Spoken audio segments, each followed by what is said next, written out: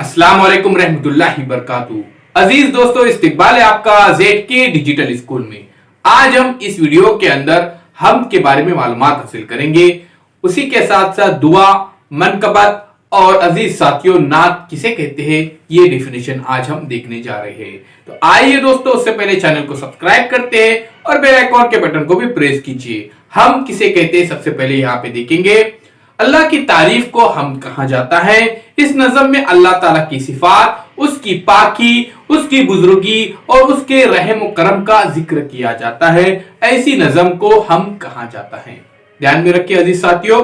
आइए दोस्तों, अब हम जानते हैं कि दुआ किसे कहते हैं।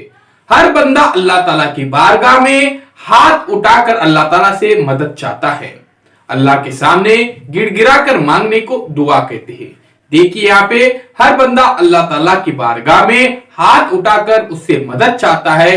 अल्लाह के सामने गिड़गिड़ाकर मांगने को दुआ कहते हैं। जब भी हम मुसीबत में होते हैं, सबसे पहले हम मदद अल्लाह के पास ही मांगते हैं और अल्लाह हमेशा हमारी मदद करते हैं।